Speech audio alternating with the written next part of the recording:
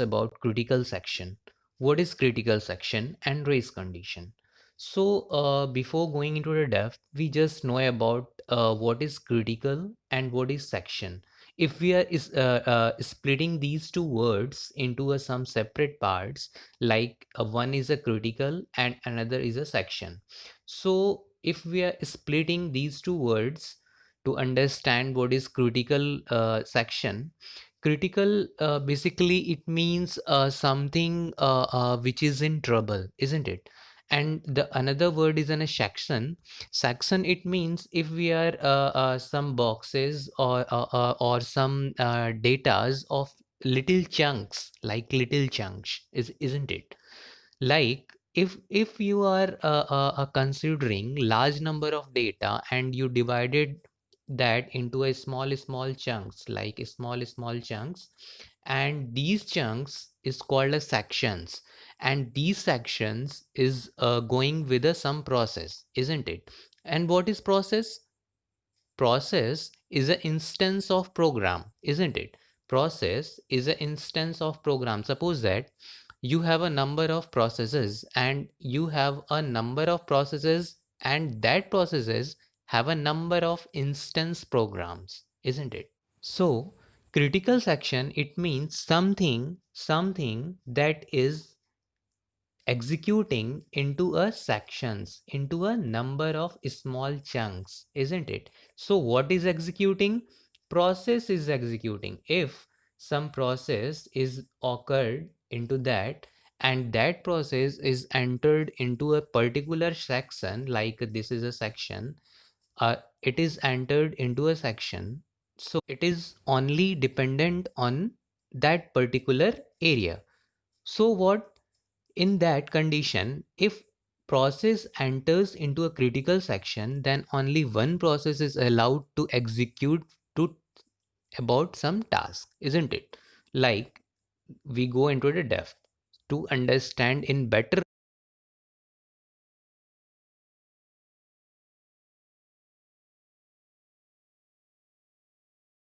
way what is critical section. A critical section is a block of code that run only one process at a time can execute. It means what we say, if we have a box and in that box, suppose that there is an entry section, there is an entry section, and there is an execution section, and there is an waiting section, isn't it? There are three sections into that. If a process enters into a critical section, then only it exit at what condition? When that process is totally executed, totally completed in that particular section.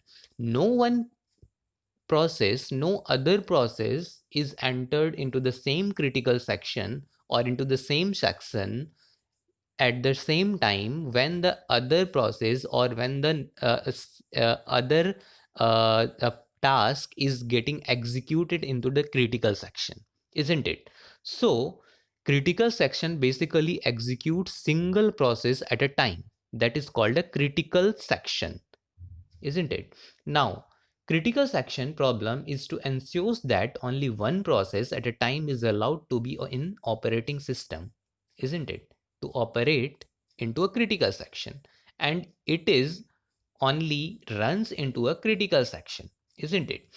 Critical section basically occurs into these three conditions, like entry section, reminder section, and exit section. Entry section is what? Where the operation, where the process is getting entered into the section, that is called a entry section.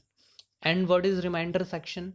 Reminder section it means if the process is getting executed and another process is getting into the waiting condition, so after the execution of the previous process, the reminder section get calls to the previous one. So for what? For getting remind to what?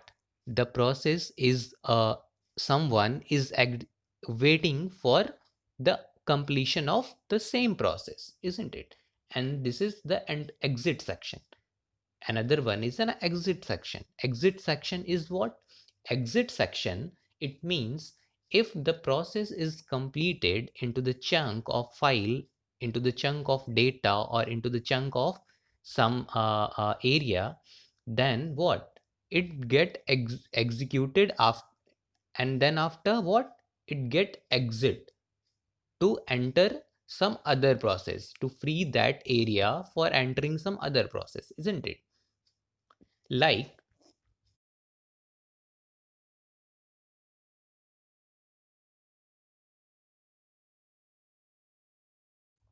if you are saying here, here is an do if we are starting to execute some process into our critical section, so what?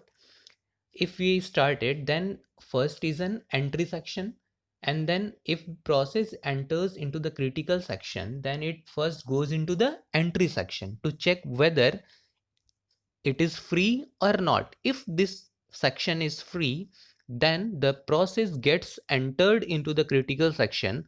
Otherwise, that process not entered into the critical section, and that process getting into the waiting condition, isn't it? That process waits for the until the this section is free, then it entered into the same section, isn't it? Now, it goes into the critical section. After entering into the that section, it goes into the critical section. And after getting executed into the critical section, it go into the exit section.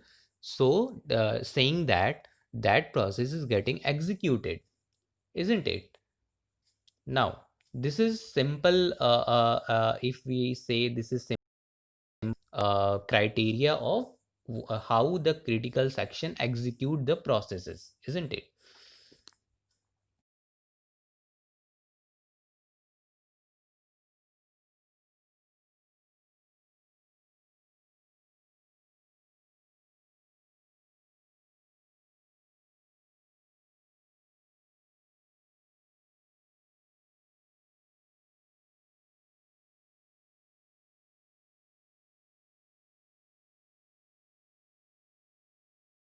Now, what is the solution for critical section? If number, suppose that there is a number of processes getting executed at the same time, at the same piece of a small block, so it gets some harassment, isn't it? Getting some thrustness, isn't it? So there is an thrust there is an execution, how we can execute the same program via getting providing some solution into the critical section. What is how the critical section can be optimized, or how the critical section can be solved? Basically, if we say critical section can be solved via four conditions must satisfied. What conditions they satisfied must? First is an mutual exclusion, second is an progress, third is an bounded waiting condition, isn't it? So what is that? Just we know in depth about that. What is mutual exclusion? Mutual exclusion, basically it occurs only to identify that, do to find that no other process to allowed into the critical section at the same time, isn't it?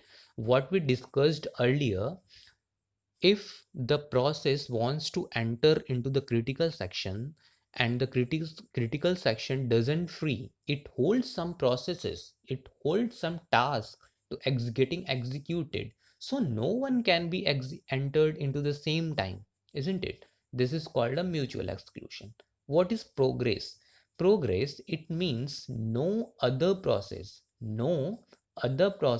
can be entered into the same time, isn't it?